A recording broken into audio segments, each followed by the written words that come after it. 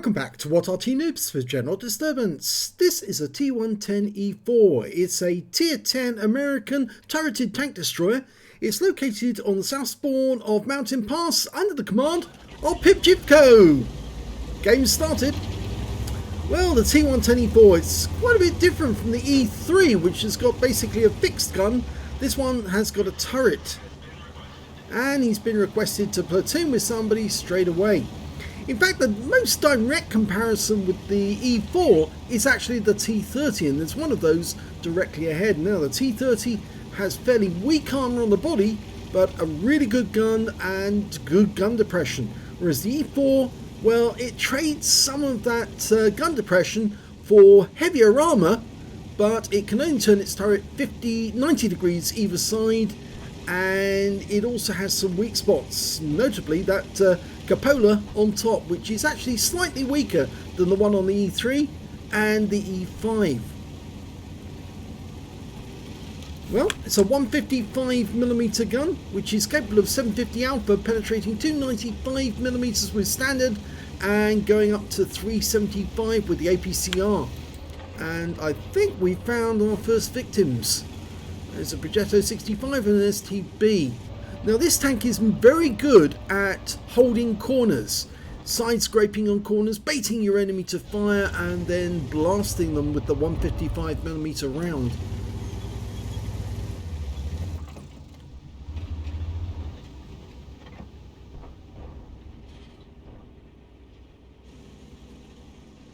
Well, that prototype is staying behind the rock. He took a lot of damage during the initial action. And the STB's on the move, or is he? I think he wants to. Oh, no, he managed to dodge out of the way of a round there. I think he was aware he was about to get hit by a heavy caliber weapon, and he pulled back just in time to avoid any damage. But I'm certain he knows what's around the corner, and if he pokes out too far, he's going to take a hit. But it also means the enemy is actually holding us here for the moment. Oh, he went too far that time and took a round for 870. Now, one of the things that that pipjivko has to be aware of is if he pulls too far around the corner, the enemy behind him might get a free shot at him. He's repositioning, and this is a bit odd. Maybe he wants to get over the rock, not around it. I think he wants to get a better position so he can attack that Progetto at the same time as the STB. And so he's thinking about going around the corner and attacking that STB head on.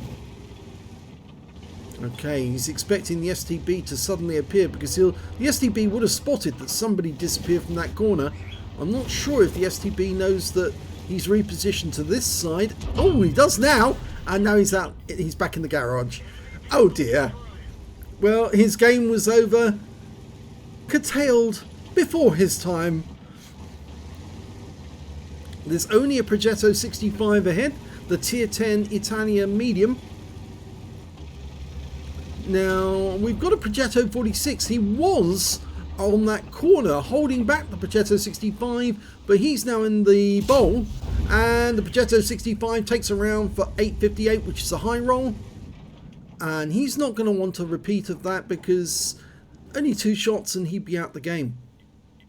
So he's probably going to pull back and try and snipe at pipjivko as he moves up. But remember, there's relatively few weak spots on this vehicle. It's heavy frontal armor.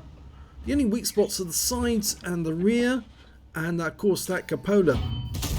He fires one back. Yeah, you can see that he tried to fire and he hit the hull there. And of course the E4 does have strong armor on the front of the hull.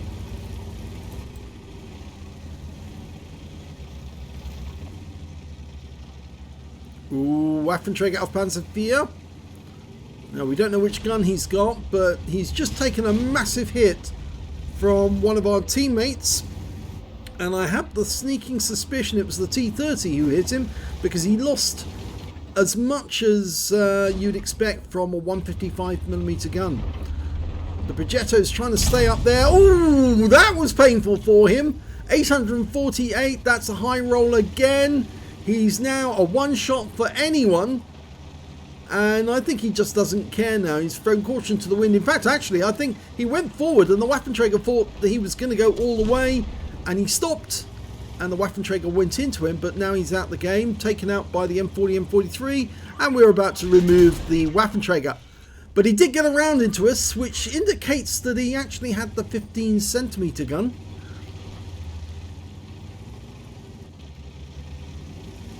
Or does he? Is there a Waffenträger? Does the Waffenträger have the 15cm? Trying to remember that now. I think it's. Thought it was a 128mm. Well, the amount of hit points he lost was commensurate with a 15cm hit, a low roll.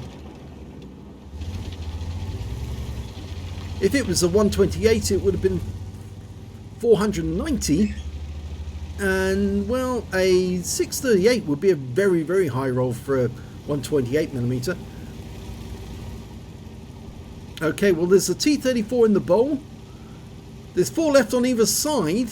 But, of course, you can see that pipjivko basically can just drive into their cap area. And always found the M40, M43, who's removed from this game straight away.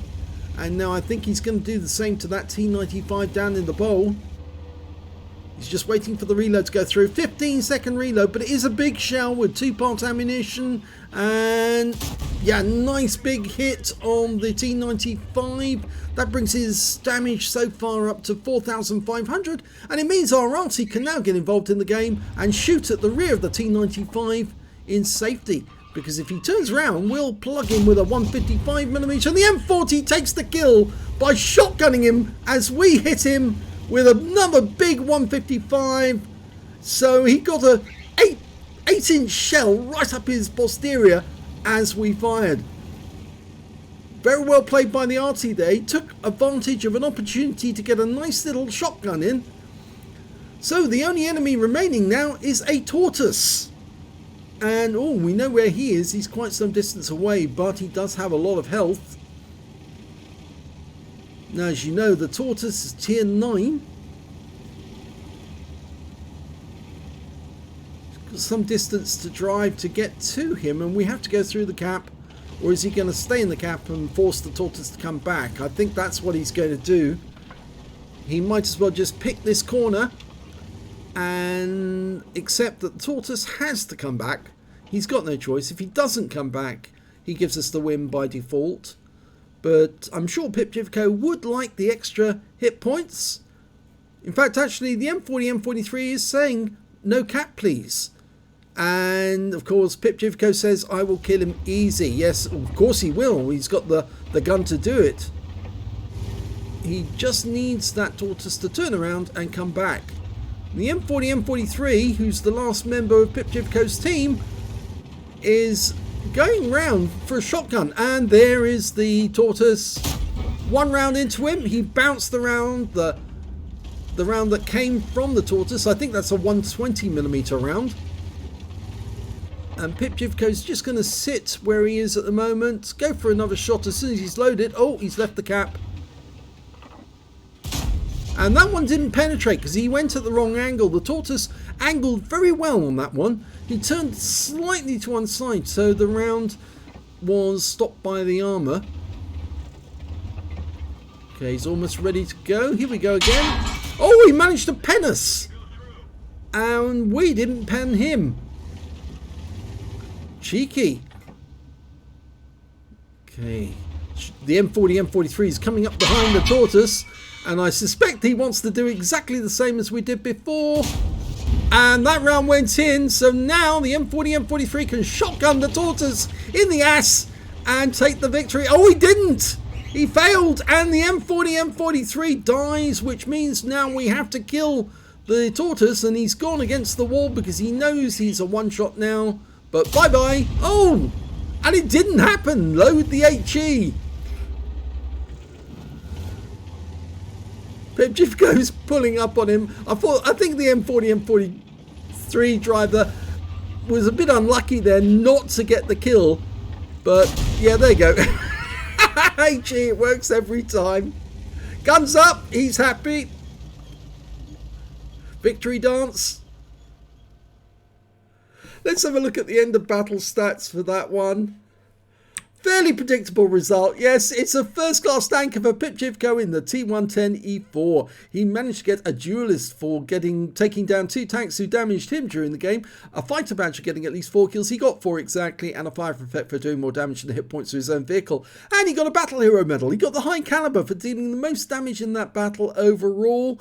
And let's have a look at the team scores, see exactly how it panned out. 7,159 hit points of damage. Huge amount. Well, he was absolutely right, pipjivko. The guy did come back, the turtle. He didn't want to give it away by default. He did try to come back, and of course that's what anyone would have done, because obviously there's more hit points on offer. You might as well take them. 7,159 to pipjivko, and the next high scorer was the 60p TP Lewandowski on the enemy team with 3,579, and after that it's the E100 on pipjivko's team with 3,246.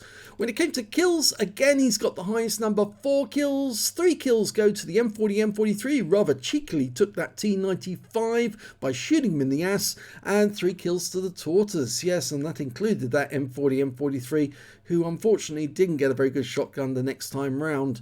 When it came to base XP, there was only 2 players who managed to get over 1,000. The FV1066 Senlak managed to get 1,150 in that game, and pipjivko got 1,086. So we didn't get the top in that column. It went to the Senlak instead, which of course I believe is the premium tank, light tank, British life tank in the game, and it's quite a difficult tank to play, so I'm not surprised that he's actually quite high. He's actually managed to get 1,903 hit points of spotting assist during that game, the Senlak. So let's have a look at the detail report. 16 shots fired, 13 direct hits, 10 penetrations, 1 splash damage. Damage of 7,159 hit points, all of it done at close range. It received 6 hits from the enemy, 3 of them penetrated, and 2 of those came from the, if I remember correctly, came from the tortoise. The other one came from the Waffenträger Aufpanzer 4. 3 non-penetrations and 760 hit points of damage blocked by armor. He spotted 1 enemy vehicle, damaged 6 of the enemy, killed 4, and did 194 hit points of damage assistance. On a premium count, he earned 50,951 credits, and after repair, ammunition, resupply and consumables, he took away a loss of 34,089 credits. He received 1,086 XP and took away 1,629. There's something that What Replays is not telling us about in there as well, but it just goes to show that the T110E4 is very, very strong at the front. But if you're an enemy tank and you know where to put the shot, you can actually do some damage to this vehicle. And of course the Waffenträger did, and the Turtle did. They obviously knew where the weak spots were and went straight for them. So yes, if you enjoyed this replay, please give this video a like and do subscribe to our channel, and thank you for watching. Oh, by the way, there will be some more pipjivko replays coming up very shortly. Thanks for watching.